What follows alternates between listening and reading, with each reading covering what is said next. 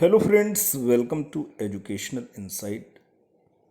दोस्तों, अगर आप बेसिक शिक्षा परिषद के नियंत्रणाधीन उत्तर प्रदेश के किसी भी परिषदीय विद्यालय में बतौर शिक्षक शिक्षिका भाई बहन हैं, दोस्तों खास तौर पे अगर आप प्रभारी शिक्षक हैं यानी इंचार्ज सहायक अध्यापक हैं या फुल फ्लेज्ड हेड टीचर हैं, तो ये वीडियो, ये इन्फॉर्मेशन, ये लेटेस्ट न्यूज़ आपके लिए बहुत ही ज़्यादा इम्पॉर्टेंट और इन्फॉर्मेटिव होने जा रहा है। दोस्तों, हेड टीचर यानी संस्था प्रधान होने के नाते पूरे विद्यालय का दारोमदार आपके कंधों पे होता है, आपके नेतृत्व पे होता है।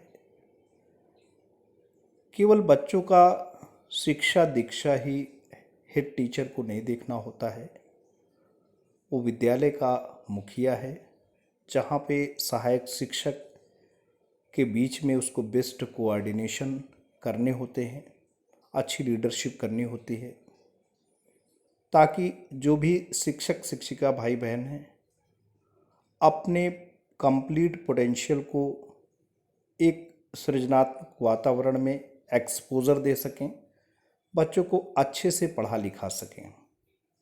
किसी के भीतर, किसी भी सहायक शिक्षक के भीतर, चाहे वो शिक्षा मित्र हों, चाहे वो अनुदेशक भाई बहन हों, चाहे वो सहायक शिक्षक हों, किसी के भीतर विद्यालयी परिवेश को लेकर के, हेड टीचर के कार्यशैली को लेकर के किसी भी प्रकार का भावना ग्रंथि नहीं होनी चाहिए, किसी भी प्रकार का कॉम्प्लेक्स नहीं होना चाहिए। कुल मिलाकर के वहाँ पे ह्यूमन रिसोर्स को, हेड टीचर को इस रूप में मैनेज करना चाहिए, इस तरीके से प्रबंधन करना चाहिए कि बच्चों का समग्र विकास सुनिश्चित हो सके। आस पड़ोस का जो सामुदायिक सहभागिता है, आस पड़ोस के जो ग्रामीण अंचल के न केवल बच्चे, उनके अभिभावक, ग्राम प्रधान, विद्यालय प्रबंध समिति के अध्यक्ष, सभी का सहयोग मिल सके, सभी की विद्यालय में निष्ठा हो। आज ये जो वीडियो दोस्तों बनाने जा रहे हैं, जो बात करने जा रहे हैं, जिस टॉपिक पे डिस्कस करने जा रहे हैं, वो दोस्तों शिक्षा दीक्षा से अलग है। क्योंकि हेड टीचर होने के नाते विद्यालय में शिक्षा दीक्षा तो आपको देखनी ही होती है।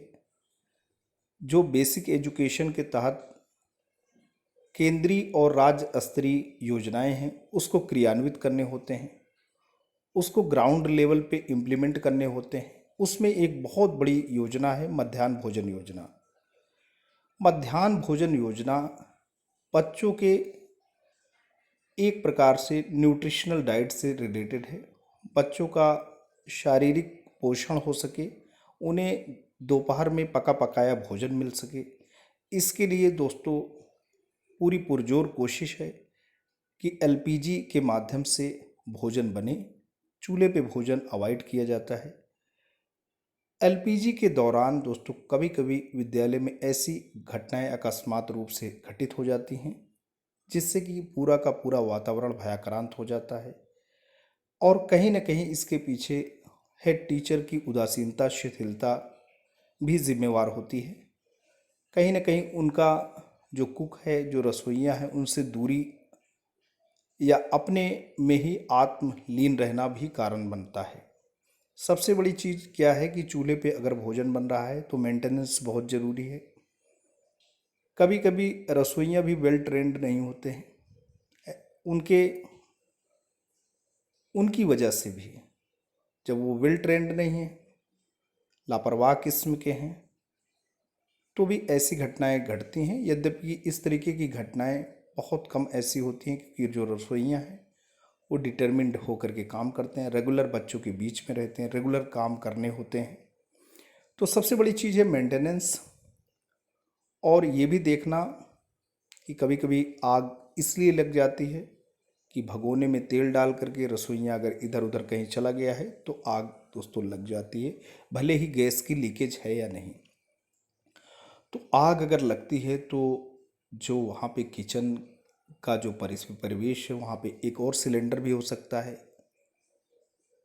चूल्हे में आग लगती है तो एक सिलेंडर तो ऑलरेडी रहता है, दूसरा भी सिलेंडर रहता है। तो सबसे बड़ी चीज़ क्या है कि विद्यालय परिवेश में फायर एक्सटिंग्यूज़र यानी अग्निशामक यंत्र का होना बहुत ही ज़रूरी है। न केवल अग्निशामक यंत्र हो, बल्कि उसको यूज़ करने का तरीका भी आना चाहिए। कोई भी चीज़ हाथी के दांत जैसा नहीं होना चाहिए, उसको यूज़ करने का तरीका आना चाहिए।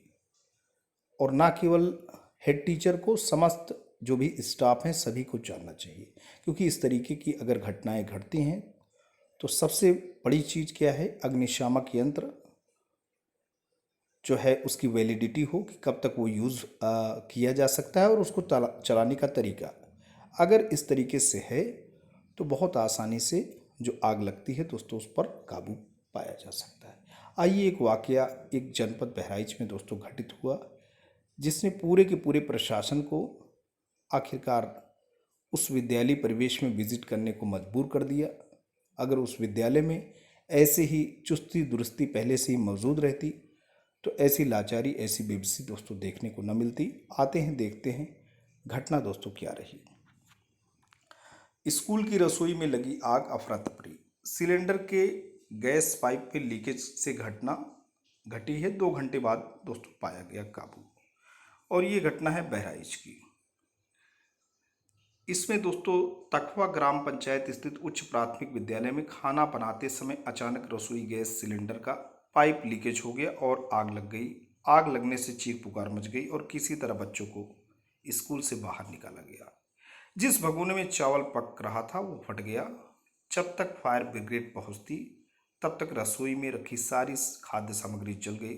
शिक्षकों व ग्रामीणों की सूचना पर पहुंचे फकरपुर थाना प्रभारी वेद प्रकाश शर्मा ने तत्काल उच्च अधिकारियों को सूचित किया। मौके पर उप जिलाधिकारी कैसरगंज महेश कुमार कैथल, लेखपाल महावीर राय समेत सभी लोग पहुंचे। इस बीच दमकल भी पहुंच गई।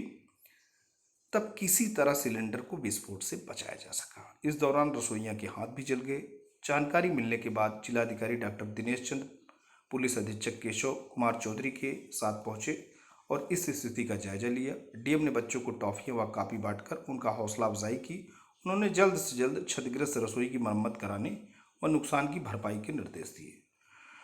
तो दोस्तों ये रही घटना, पूरी की पूरी घटना। इसमें अगर पहले से ही फायर एक्सटिंग्विशर का इस्तेमाल होता तो इस घटना को ईजिली काबू पाया जा सकता है।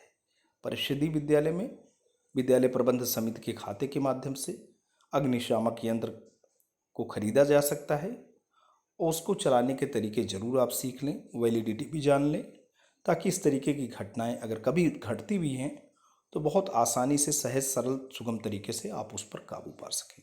आज के लिए इतना ही। Thanks for watching and listening. This is Ajay Prakash Dubey signing of.